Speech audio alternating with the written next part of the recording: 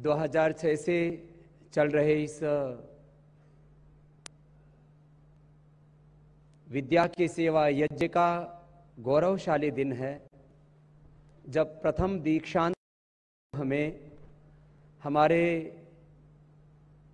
135 करोड़ के इस भारत के गौरव और हम सब के लिए जिनका एक पितृतुल्य आशीष है, उन्होंने आकर के हम सबको गौरवान्वित किया है। हम उनका प्रथम तो बहुत बहुत हृदय से प्रणाम, अभिनंदन, वंदन करते हैं।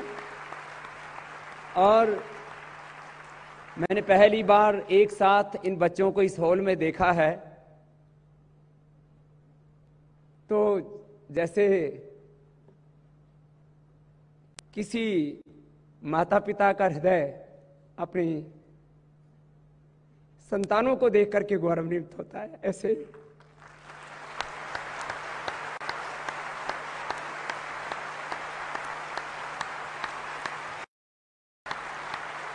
जो मन में एक सपना था कि हम ऐसे बच्चे तैयार करेंगे जो आगे चल करके अपनी ऋषि परंपरा के प्रतिनिधि बन करके केवल एक व्यक्ति नहीं, अपने हृदय में भाव संजो करके कि मैं भारत माता का प्रतिनिधि हूं, अपनी भारत माता का माथा मैं कभी नहीं झुकने।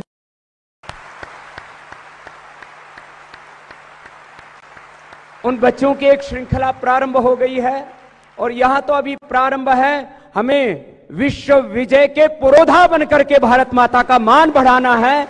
आज उसका ये संकल्प दिवस है।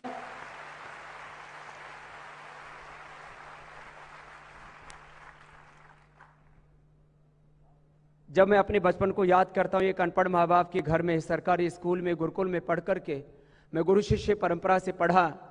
बहुत प्रश्न उठाते थे लोग कि क्या जानते हैं गुरुकुल वाले, क्या जानते हैं संस्कृत पढ़ने वाले, क्या जाने ये हिंदी बोलने वाले। यद्यपि आज गुरुओं के आशीष से हम कम से कम 7 भाषाएं बोल सकते हैं, और बात भाषाओं की नहीं है, बात अपने योग को, अध्यात्म को, अपने ऋषि परंपरा के को गौरव दिलाने की बात है। हमने कहा, मेरे गुरु ने मुझसे कहा था, बेटा तुझे कोई उपाधि नहीं लेनी, सन्यासी को आधि व्याधि उपाधि से दूर रहना चाहिए। लेकिन आज सैकड़ों हजारों बच्चों को उपाधियां देकर के पतंजलि विश्वविद्यालय गौरवान्वित है। और मात्र उपाधि देना काम नहीं, आपको शिक्षा में, हेल्थ में, रिसर्च में, एग्रीकल्चर में, इंडस्ट्री में, मैनेजमेंट में, बिजनेस में, सेल्स में, मार्केटिंग में, डिस्ट्रीब्यूशन में, सामाजिक, आर्थिक, राजनीतिक, आध्यात्मिक सारे क्षेत्रों में देश ने विश्व में एक नेतृत्व के पुरोधा बनकर के, उसके ध्वजवाहक बनकर के आपको आगे कार्य करना है। ये भीतर आपके संकल्प की अग्नि सदा प्रज्वलित रहे, ये मैं अपेक्षा करता हूं। और अभी तो ये पतंजलि विश्वविद्यालय का अभी जो स्वरूप है, ये तो बीज रूप है। अभी आने वाले कुछ समय में यहां सामने कुछ चित्र दिखाए जा रहे हैं महामहिम महोदय, राष्ट्रपति महोदय, जो आगे ग्लोबल पतंजलि यूनिवर्सिटी बनने वाली है। वो दुनिया की सबसे बड़ी यूनिवर्सिटी होगी, जहां 1 लाख से अधिक छात्र सभी विषयों में, चाहे वो मेडिकल है, इंजीनियरिंग है, चाहे वो एग्रीकल्चर है, इंडस्ट्री है, मैनेजमेंट है, लॉ, क्षेत्रों में एक गौरव हासिल करेंगे। और जैसे पहले भारत में पूरी दुनिया के लोग नालंदा, तक्षशिला आदि का हम नाम सुना करते हैं, लेकिन अब उन नालंदा और तक्षशिला का नवाचार और नव अवतार पतंजलि की ओर से प्रस्तुत होगा। हमारे बच्चों को Australia, Canada, Europe, UK, USA आदि न जाना पड़े, बल्कि पूरी दुनिया के लोग आकर के शिक्षा, दीक्षा, संस्कार और अपनी सनातन संस्कृति के उस गौरव से गौरवान्वित हो। एत देश प्रसूतस्य सकाशात् अग्र जन्मनाः सोम सोम चरित्रम शिक्षेरण पृथिव्याम सर्व मानवाः। ये संकल्प है, ध्येय है हमारा। आचार्य कुलम के 2 साल के बच्चों से, पतंजलि गुरुकुलम के 2 साल के बच्चों से लेकर के महामहिम जी ने, आदरणीय राष्ट्रपति जी ने मुझसे कहा कि मैं जब आऊंगा तो छोटे बच्चों से चाहूंगा। विश्वविद्यालय का यद्यपि दीक्षांत है, तब वो छोटे बच्चे भी प्रतीक्षारत हैं बाहर।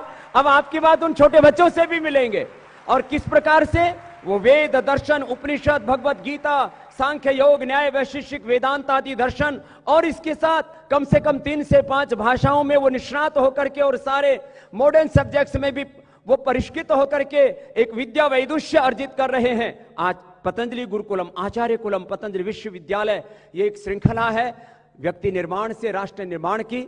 और इस पूरे अनुष्ठान में अभी हम भारतीय शिक्षा बोर्ड और पतंजलि विश्वविद्यालय के माध्यम से योग की क्रांति, आयुर्वेद और स्वदेशी की क्रांति के बाद में पतंजलि योग पीठ का ये शिक्षा की क्रांति का एक नया इतिहास रचा जाएगा और उससे गौरवान्वित होगा। ऐसी पूरी हमारी सेवा की यात्रा है। मैं अधिक न कहता हुआ यह अपेक्षा करता हूं कि हम अपनी साधना से, अपने साधन से, अपने योग धर्म से, अपने ऋषि धर्म से, अपने सनातन धर्म से, अपने राष्ट्र धर्म और अपने सेवा धर्म से कभी भी विमुख न होते हुए पूरी दुनिया के सामने एक आदर्श कीर्तिमान स्थापित करेंगे कि जीवन कैसा होना चाहिए, एक विश्व नागरिक का व्यक्तित्व कैसा होना चाहिए। वो हम अपने पतंजलि विश्वविद्यालय के इन छात्र छात्राओं में देखेंगे, चाहे वो हमारे सन्यासी भाई बहन हैं, चाहे वो इस युग में अपने अपने स्वधर्म में बरतते हुए और अपने जीवन के अब नव सोपान चढ़ने के लिए आतुर हैं। पूरा विश्वविद्यालय आह्लादित है। यह प्रथम दीक्षांत समारोह है और उसमें हमारे राष्ट्रपति महोदय की पावन उपस्थिति है, हमारे गवर्नर साहब का आशीष है, जो कि खुद उन्होंने सेना में भी, हमारे जनरल साहब ने बहुत बड़ी सेवा की है। और आज मुझसे इन्होंने पूछा कि मैंने इनसे पूछा ऐसे, ये मुझसे गले लगा करके और पूरा एक ओंकार मंत्र के साथ इन्होंने जैसे ही मुझसे प्रेम किया, मैंने कहा आप बताओ तो सही आपकी उम्र कितनी, बोला आपको कितनी लगती है? मैंने कहा मुझे तो आपकी बायोलॉजिकल एज तो 50 से ज्यादा नहीं लगती, इतनी इनमें तेजस्विता। और हमारे पुष्कर सिंह धामी जी तो वो तो हैं ही, लगते ही 25-30 के लेकिन एक बार जोरदार अभिनंदन है हमारे शिक्षा मंत्री जी धन सिंह जी का और हमारे श्रद्धेय आचार्य श्री का।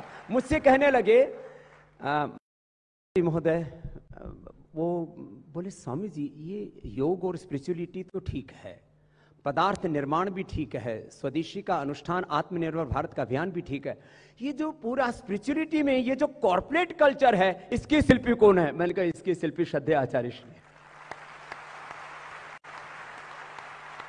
बोले नहीं, उसको आकार कौन देता है? मैंने कहा आकार देने वाले भी हमारे भाई रमेश जी से लेकर के ललित जी से लेकर के एक इंजीनियर की टीम है, एक बार उन सबका भी अभिनंदन हो जाया है।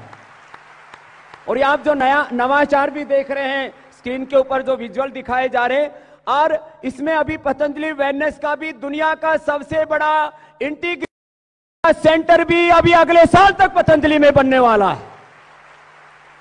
तो ये नए नए कीर्तिमान जिससे कि सारी दुनिया को हम दिशा दे सके, जितने भी bacterial, viral, fungal, communicable, non communicable disease है, लाइफस्टाइल डिजीज है, जेनेटिक डिजीज, और पूरी दुनिया में कहा जाता है कि व्याधियों का कोई उपचार नहीं, उनका भी उपचार करने में हम सक्षम है।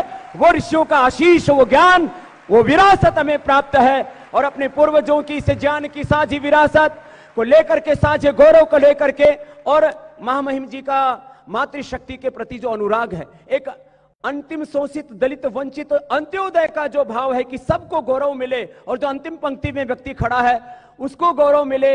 आज की ये बात तो छोटी सी है, इन्होंने कहा कि मंच पर कोई महिला नहीं है, तो हमारे आज राष्ट्रपति महोदय ने कहा कि मंच पर एक मातृशक्ति का भी प्रतिनिधित्व होना चाहिए।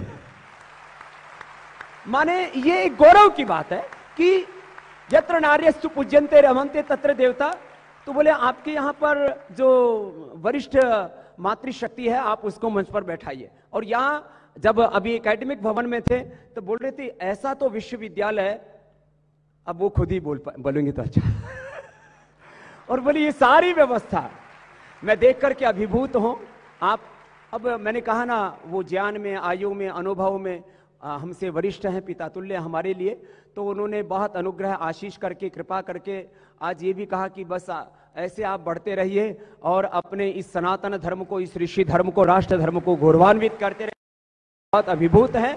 और बस एक ही बात कह करके कि यह योग का, आयुर्वेद का, स्वदेशी का, अपने सनातन संस्कृति को, अपने संन्यास धर्म को, अपने ऋषि धर्म को गौरव दिलाने का जो कार्य है हम इसको अंतिम श्वास तक करेंगे।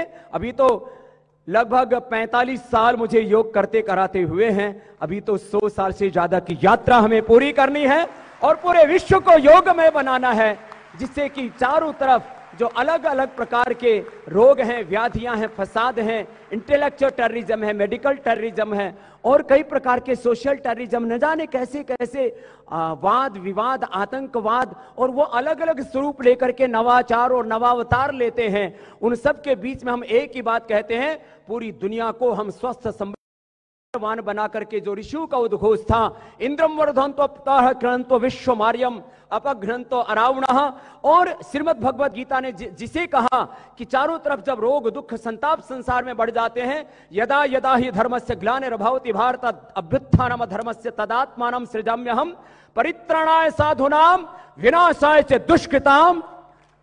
ये जो संकल्प है उसको पतंजलि पूरा करेगा और इसके लिए हम अहर्निश पुरुषार्थ करेंगे। एक बार हम पुनः आदरणीय राष्ट्रपति जी का और सभी हमारे अतिथि महानुभावों का हृदय से वंदन और अभिनंदन करते हैं, प्रणाम करते हैं। बोले भारत माता की।